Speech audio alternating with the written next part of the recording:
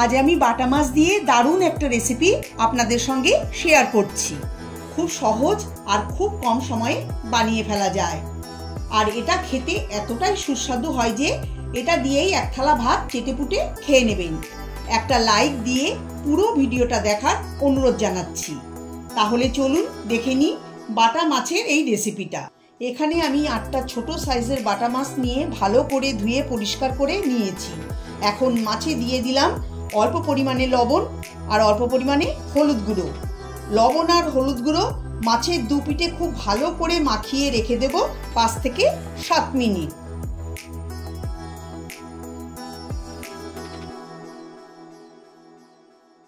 লবণ হলুদ দিয়ে মাখিয়ে নিয়েছি। এখন মাছগুলোকে একপাশে সরিয়ে রেখে দিচ্ছি।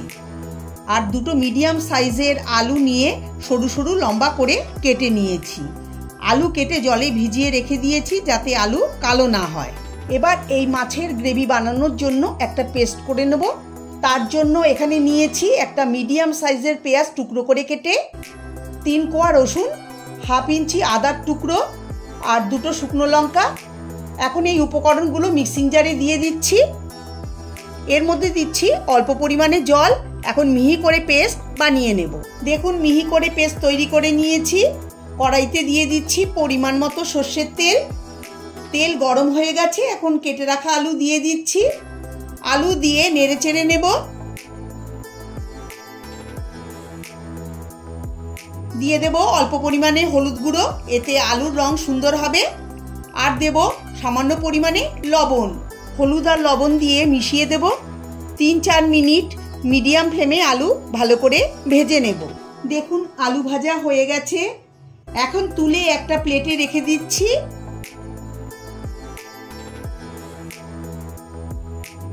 এরকম করেই ভাজতে হবে। এখন আলু ভাজার ওই তেলে মাছগুলো ভেজে নেব। মাছগুলো ছেড়ে দিচ্ছি।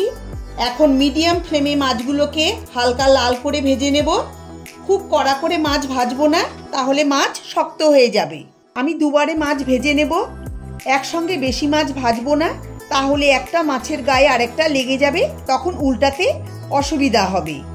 এক পিঠ ভাজা হয়ে গেলে অপর পিঠ উল্টে ভেজে নিতে হবে। মাছগুলো আমার ভাজা হয়ে গেছে, তুলে নিচ্ছি।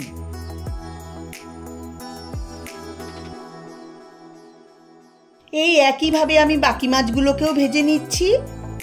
সব মাছ আমার ভাজা হয়ে গেছে, তুলে নিয়েছি।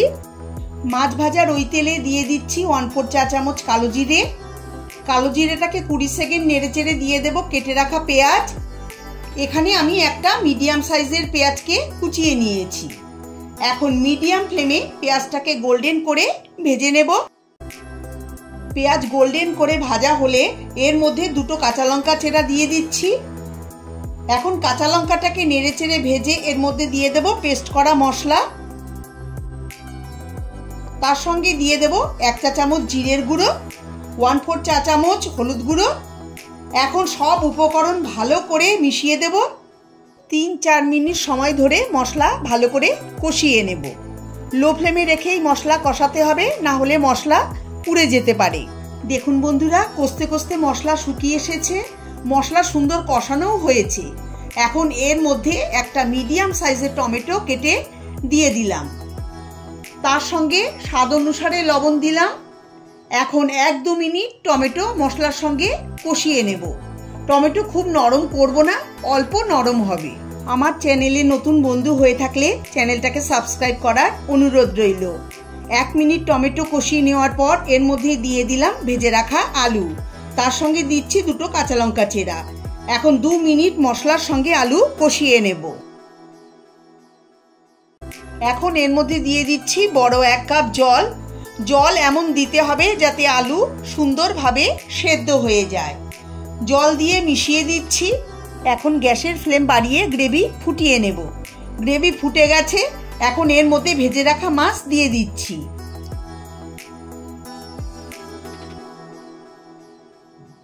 গ্রেভির সঙ্গে ভালো করে মিশিয়ে দেব। এখন ঢাকা দিয়ে 5-6 মিনিট রান্না করে নেব। ঢাকা খুলে নেব। দেখুন আলু সুন্দর সেদ্ধ হয়ে গেছে। সবার শেষে দিয়ে দেব 1 মুঠো ধনেপাতা কুচি। ধনেপাতা দিয়ে মিশিয়ে দেব। একদম তৈরি হয়ে গেল বাটা মাছের ঝাল চচ্চড়ি। এই ঝাল চচ্চড়ি খুব ঘন হবে না, অল্প গ্রেভি থাকবে। ঠান্ডা হলে এটা শুকিয়ে যাবে, তাই একটু গ্রেভি থাকা অবস্থাতেই নামিয়ে নিতে হবে। গ্যাসের ফ্লেম বন্ধ করে সার্ভ করে নিচ্ছি। আমার আজকের এই রেসিপিটা ভালো লাগলে লাইক, কমেন্ট, শেয়ার করার অনুরোধ রইল। সবাই ভালো থাকবেন, সুস্থ থাকবেন। ধন্যবাদ।